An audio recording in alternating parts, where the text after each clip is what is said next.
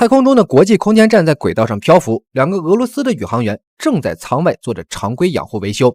本来一切正常，谁知道地面指挥中心突然就接到了紧急预警通知，说有一颗1级火箭撞上了旧卫星，撞击产生的碎片2分钟后就会撞上空间站，想要躲避撞击必须要提升空间站的高度，但这个时间根本就不够2名宇航员返舱，所以地面紧急通知2人，让他们带好锁扣，就在舱外等待空间站的脉冲移动。此时的奥列格还在机械臂的末端，这个位置没有支撑轴，非常的危险，所以沃林要求他以最快的速度进行转移，彼得则对钓竿进行回收操作，尽量的缩短钓竿伸出的长度。这紧赶慢赶，卫星碎片就来到了面前。地面根据计算10秒后就要发射脉冲，可奥列格还没有移动到安全位置，地面指挥赶紧下令让他扣上安全扣，不要再继续移动了。1 фал закрепил, остался 2. Олег, быстро крепи 2 фал. Надо давать импульсы на столкновение. Стрела пошла. Не завидую. Похоже, все нормально. Делайте.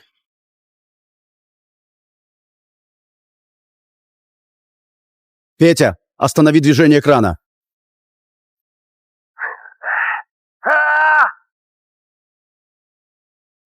Остановил.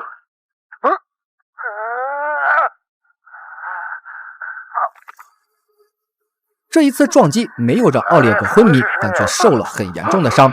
回到舱内，地面通过视频才看到奥列格的右侧撞击很严重。医疗队初步判断，奥列格现在是张力性气胸，必须要做引流。如果不把胸膜腔里的空气抽出来，他很快就会窒息而死。副司长决定立马紧急返航，可医疗组说，奥列格现在呼吸都困难，如果这时候返航地球，100%会死在路上。唯一的解决方案就是立马做简易手术。但在太空做手术，如果死了人，根据规定，地面的几个指挥者全部要判刑。沃林不是不知道所要面临的压力，但为了宇航员的生命安全，他还是同意了远程辅助进行手术。这时奥列格的呼吸已经极其微弱了，地面医疗队迅速通过视频指导，让彼得从右锁骨往下2指宽的位置做了一个标记，接着需要他用手术刀在标记位置开一个1厘米的口子，这样才能把胸膜腔内的空气排出来。虽然上太空前都受过培训，但是真的实操起来根本没那么容易。在漆黑的宇宙中，2个人就是极致的孤立无援。在极大的心理压力下，彼得给奥列格划开了口子，根本就顾不上对方的痛感，他要赶紧把扩张器一口气从切口插到底。按照地面的指挥，彼得快速的拔出了穿刺针。随着空中飘出血滴，奥列格终于可以顺畅的呼吸了。但危机根本就没有解除。奥列格是闭合性胸部损伤，主要是右肺受损，现在只是暂时保住了命，想要彻底的医治，必须要进行正常的手术。可他的身体状态根本就无法返航。第二天，胸外科专家带着自己的学生就来到了航天局。专家直言不讳地说，想要返航，起码要等奥列格肋骨长好，这个时间不确定，同时还有引发炎症的风险。如果强行返航的话，后果会非常严重。Можете конкретно сказать, какая вероятность, что космонавт при спуске погибнет? Без операции 100%. Простите, вы кто? Евгения Беляева, тракальный хирург. 叶尼亚解释道，如果奥列格返回地球，会因为压力导致神经源性休克而死亡，如果放任不管，结局也一样。这个局面就非常的棘手，无论是死在空间站还是死在返回的路上，沃林等人都会被判刑，所以只有一个办法可以破局，那就是送医生上太空，在空间站做手术。这都不是科幻，而是玄幻了。这种手术在地球上都是中等难度，主刀医生需要配麻醉师和助手，一般要6个人一起配合完成。而俄罗斯的载人火箭一次性只能上去2个人，不可能全是医生，必须要有一个宇航员。也就是说，如果上太空，有且只能上一个主刀医生。先不说医生能不能做得了火箭，就算上去了，空间站是没有重力的，手术方式会完全不一样，不可控性非常高。作为总负责人，沃林不太在意是否坐牢，他当晚就找领导签了字，决定送医生去空间站。这个决定相当于赌上了他的后半生。第二天，医院的老师就集合了目前最有经验的几个主刀医生，跟他们说了这件事之后，一行人就被带进了宇航中心。所有人都要进行训练，有的人想上去，身体条件不允许；有的人不想上去，可如果满足宇航条件，那就必须要临危受命。太空中的舱体、地面都有1:1的模型，里面的空间和构造也跟头顶的空间站一模一样。在这么一个狭小的空间里，手术台的搭建都是个问题。叶尼亚这次来是帮忙辅助，顺带学习，因为所有人的潜意识都认为最终能上去的医生一定是一位男性，所以其他人开始进行训练的时候，叶尼亚自己在舱内开始思考如何进行手术，患者姿势怎么调整，显示器放在哪，手术台怎么固定，每一个细节他都会考虑得很全面，而这个过程沃林都看在眼里。很快测试完的尼古拉耶夫来找叶尼亚，想看一下手术室的设计是否合理。无论是身体素质还是手术经验，尼可拉耶夫都是最佳人选。叶尼亚在医院都是在给他打下手。尼可拉耶夫一直都很喜欢叶尼亚，但对方有心结，所以两人在互相尊重的基础上都没有很冲动的迈出那一步。交流中，叶尼亚的铅笔掉进了地台的缝隙中，尼可拉耶夫随手就拿起了挂着的本子，取下上面的铁丝，制作了一个简易的勾环。看着尼可拉耶夫轻松地把铅笔勾了出来，叶尼亚还不禁地夸他聪明。紧接着几个人一起上了飞机，随着飞机的向下俯冲，所有人都体验了一把失重的感觉。几轮筛选下来，7位男医生只有2个符合升空条件。沃林在看资料的时候，对面随意提了一句，说叶尼亚全程都有参与，也可以考虑一下他。沃林听后没有说话，紧接着就进行了最后的离心机测试。第一个男医生一开始还能坚持，等到了8剂以上时，他就开始逐渐的昏迷。尼可拉耶夫第二个进行测试，从1剂到8剂，他都表现良好，整个过程没有明显的不适感，甚至还能正常的进行沟通。不过等尼可拉耶夫出舱后，沃林找到了一直在旁边的叶尼亚。躺到离心机后，叶尼亚的表现令人惊讶，健康的身体和坚韧的心性让他的测试超过了大多数男性。也是在这个过程中，叶尼亚想起了曾经车祸的那个瞬间。当时一家3口都在车里，开车的丈夫没有等到救援就离开了人世。回过神来的叶尼亚呼吸依旧均匀，只是这段痛苦的往事让他难以释怀。对此沃林没有发表任何言论，他让手下关停了离心机。现在对他来说，叶尼亚和尼可拉耶夫都具备上天的条件，谁去完成任务，一时间沃林还拿不定主意。晚上航天局接来了奥列格的妻子，看着两人揪心的隔空对话，叶尼亚也不禁的流下了眼泪。要说他比尼可拉耶夫强在哪儿，可能就是他心里对生命的尊重以及对感情的执着和信念。晚上尼可拉耶夫跟叶尼亚聊了一会儿。Как ты думаешь, почему человеку так надо в космос? Может, потому что человек надеется в космосе найти ответы на вопросы, на которые он не может найти здесь, на Земле. 听到叶尼亚的对话，沃林也不再犹豫，便摘下了耳机。外面的尼可拉耶夫把叶尼亚忘记的耳环还给了他，这是他当年车祸时佩戴的耳环，也是这么多年对丈夫的情感寄托。等尼可拉耶夫走后，沃林也找了过来。对于这次太空手术计划的人选，沃林已经做好了决定。第二天，叶尼亚就与一名宇航员一起坐车前往了火箭发射塔。叶尼亚并不知道为什么会选自己，他只知道既然选他了，那就没有失败的选项。曾经痛失丈夫的经历一直都是叶尼亚走不出的牢笼，现在他要去挽救的也是另一个妻子的丈夫。这种情感叠加的责任感和使命感，正是沃林做出选择的依据。随着火箭成功点火，叶尼亚和宇航员在剧烈的震动中缓缓升空，整个过程非常顺利，1级发动机、2级发动机都运行良好，所有参数也都正常。舱内的叶尼亚在紧张和激动的情绪中，带着所有人的希望飞出了地球。很快助推器成功的进行了分离，有效载荷整流罩也脱离了主体。随着舱体缓缓打开太阳能板，叶尼亚算是成功的进入了太空。随后在宇航员的操作中，舱体通过运行方向的微调开始进行和空间站的对接。这是人类首次带着非航空航天人员进入太空轨道进行救援任务。无论结果怎么样，当舱体和空间站成功对接的那一刻，人类已经在太空探索中留下了全新的脚印。地面指挥所中的所有人都开心的鼓掌庆祝这激动人心的一刻，头顶的叶尼亚则看着漆黑的深空，领略着宇宙的能量。进入空间站后，叶尼亚漂浮着见到了彼得，这种神奇的移动方式让叶尼亚有一种说不出的奇妙感。不过这种兴奋的体验还是很短暂。见到奥列格后，看起来他的精神状态很不错，可给他号过脉，叶尼亚便收起了笑容。紧接着他就给奥列格做了检查，随后他就到另一个舱体跟地面取得了联系。奥列格的肺部受伤很严重，必须要尽快做手术。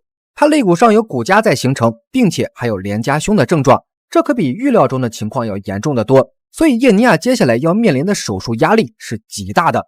回到预计的操作间，叶尼亚饭都顾不上吃，便开始跟2名宇航员一起布置手术的操作台。叶尼亚把图纸交给安东后，就漂浮到了后方，开始给奥列格测量体温。前期的准备工作做完后，叶尼亚安抚了一下奥列格，说已经答应了他的妻子一定会活着将他带回地球。可出了舱体，叶尼亚就感受到了身体的不适。初次进入太空，叶尼亚都没有休息就开始准备手术，身体的疲惫感加上心理压力，让他的晕动症加速了反应。安东看到后给了他一板缓解药，接着拉着叶尼亚就转移了位置。手术前必须要进行休息调整，主刀医生的精神状态非常重要，关于这一点叶尼亚再清楚不过。不一会儿，叶尼亚便闭上了双眼，跟着空间站一起享受了短暂的宁静。几个小时后，空间站迎来了新一轮的日出。随着奥列格的一声咳嗽，叶尼亚也从梦中惊醒了过来。他赶紧漂浮到了奥列格的面前，发现他已经进入了昏迷状态。时间紧迫，叶尼亚赶紧去喊另外2名宇航员，他们要马上进行手术。按照原本的计划，两人把奥列格带到了简易的手术台上，先用绳索将身体固定起来，然后用设备夹住手指进行心电图测试。对面的彼得接上设备，开始测量奥列格此时的血压。验证奥列格还有意识后，叶尼亚给他注射了麻醉。没一会儿，奥列格就进入了深度睡眠。接着插上管子，接上球囊面罩后测试了2下，叶尼亚就将其交给了彼得。他需要不停的捏放来保持正常呼吸。最后一步就是关闭右肺阀门，然后将奥列格的身体侧翻，到此才算是完成了所有的术前准备。为了节约时间，叶尼亚直接脱掉衣服，换上了手术服，然后扎好头发，再用固定器将自己固定在了地板上。所有人戴好口罩进行了消毒后，叶尼亚便马不停蹄地开始手术。地面的老师以及指挥中心都屏住呼吸看着整个手术的过程。叶尼亚先在奥列格的侧方开了一个小口，固定好设备，他便把胸腔镜插了进去。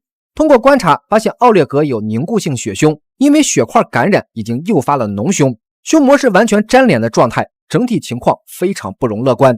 很快叶尼亚开了第2个口，通过这个口进行了灌洗。此时血氧饱和度是70，发现右肺中下叶有挫裂伤，伴有大量的脓液以及纤维性的粘连，这就导致了整个肺部无法正常扩张，所以必须先进行胸膜纤维板剥脱，然后再进行胸膜切除。在地球上，这种手术是可以直接开胸，然后医生将手伸进去进行粘连清理。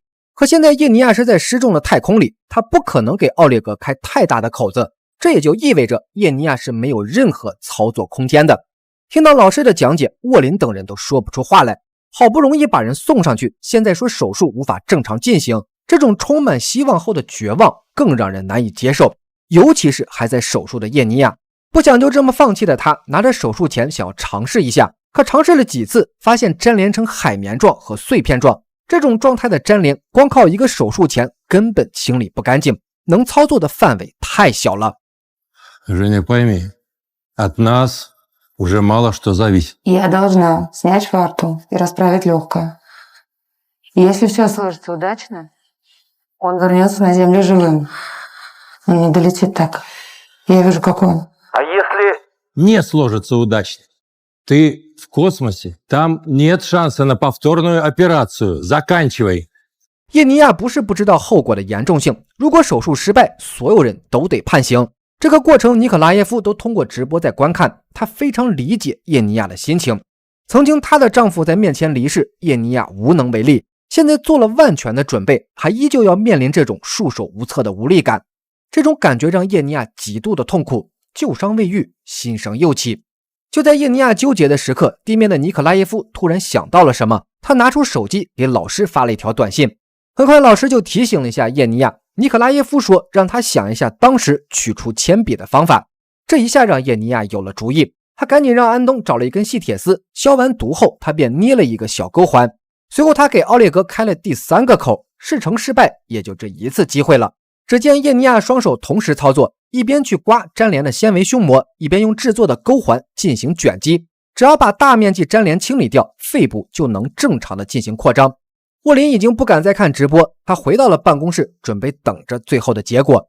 时间一秒一秒的流逝着，在偌大的太空中，空间站就像一粒沙一样渺小的微不足道。而就是在这块狭小的空间里，人类正在进行着一次全新的壮举。彼得一边给叶尼亚擦着汗，一边看着他慢慢的卷起粘连的纤维，所有人都不敢大口的呼吸。很快第一块纤维被取了出来，这个突破也让纤维达到了剥离状态。叶尼亚赶紧取出了镊子，从开口伸进去，想要一次性将其取出。第一次尝试没有成功，第二次夹住后又试了一次，这一下取出了较大的一块，接着又取出了一块。这两个看起来毫无波澜的操作，就是黎明前的曙光。完成后，叶尼亚镇定地开始进行二次清理，同时让彼得打开了右肺阀门。Еще подуй. Подуй. Сатурация.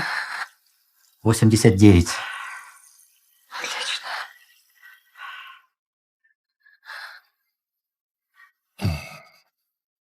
Очень хорошо. Молодец. Теперь зашивай. Антон, готовим дренажную трубку, будем шить. 手术做到这个阶段基本就结束了，大部分的粘连黏膜已经取了出来，只要后面奥列格正常消除炎症，胸腔就可以恢复。这个过程谁也无法干预，只能看奥列格的身体自愈能力。但不管怎么说，叶尼亚都完成了一次史诗级的壮举，地面的沃林等人也算是暂时松了一口气。手术后的叶尼亚独自来到了一个窗口前，享受着阳光带来的温暖。后面的时间里就是奥列格的自愈康复，这个过程具体要多少天不好说，炎症能否消除也是个未知数。如果复发炎症，那奥列格便没有了生还的可能。只是所有人，尤其是叶尼亚，已经做了所能做的一切，剩下的只能听天由命。就这样，在地球上人们的担忧中，以及空间站上几人的期望中，叶尼亚被安东叫醒了过来。他第一时间去找奥列格，以为奥列格的病情发生了恶化。可当他看到对方时，发现奥列格的状态格外的好。Что-то есть так захотелось. Евгения Владимировна, перекусить-то можно?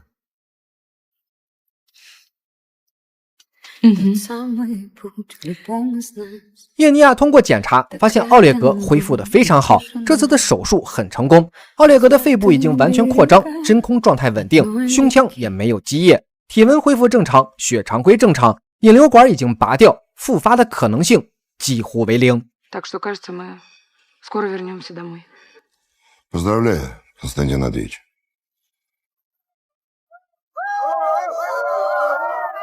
地面上是如释重负的疲惫和欣慰，太空中则是创造奇迹后的一片欢腾。因为返回地球还得几天，几个人为了让叶尼亚好好体验一下太空生活，便带着他玩了起来。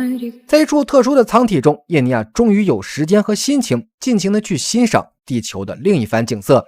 当然，空间站送给他的礼物还不止这些。趁着跟地面断联的时间，3位宇航员为他准备好了宇航服，紧接着叶尼亚就换上了一身自己最喜欢的裙子。